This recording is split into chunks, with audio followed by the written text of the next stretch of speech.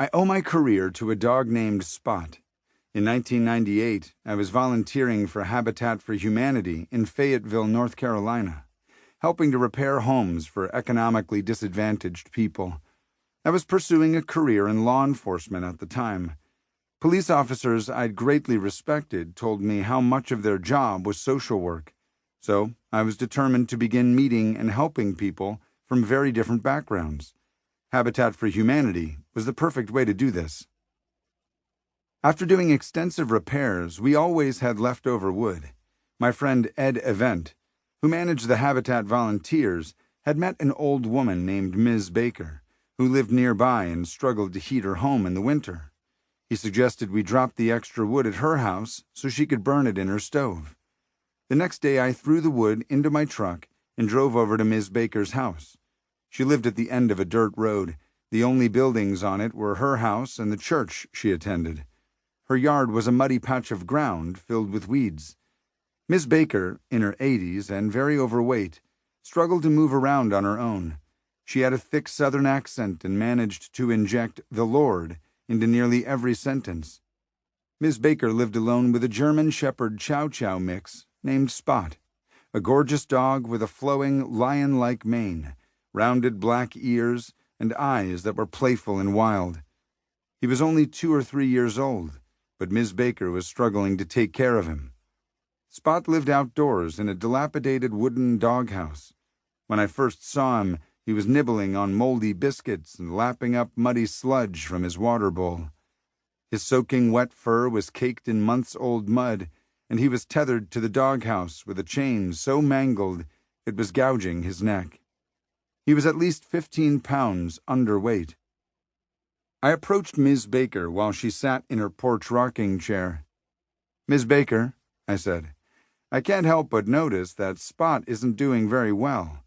He's so wet, and that chain is causing him to bleed."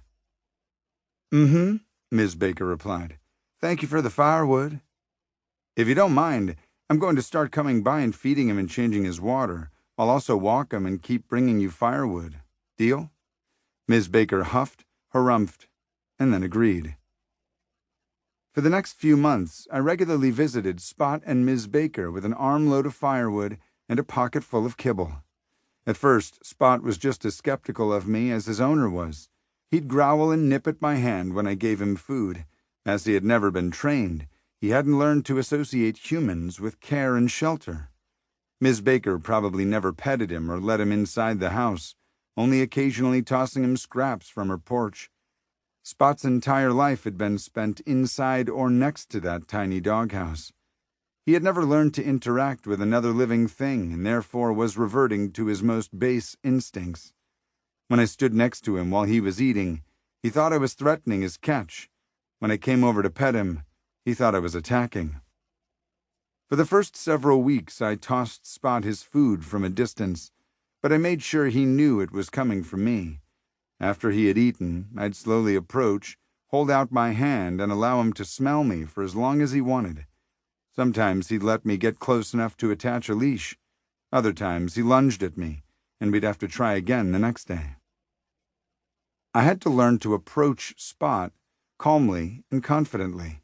If I acted with purpose, he was calmer. If I was hesitant, he would lash out. If I managed to coax him close to me, he let me pet and hold him for an hour. Once, while out for a walk, I came too close while Spot was sniffing a log, and he lunged at me, barking and snapping.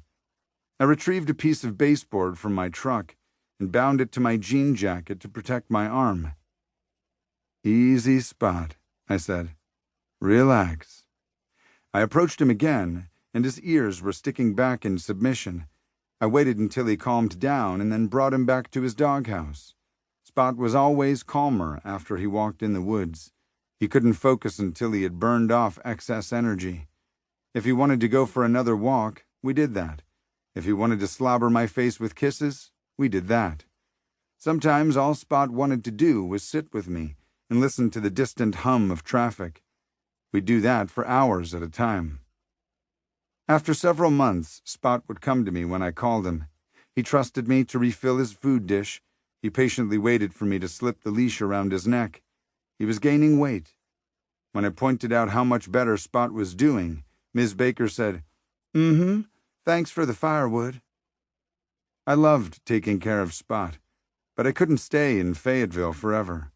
In the back of my mind, I knew the grim truth. As soon as I left, it would be back to the moldy biscuits, the muddy water bowl, the mangled chain. Spot wouldn't survive the winter.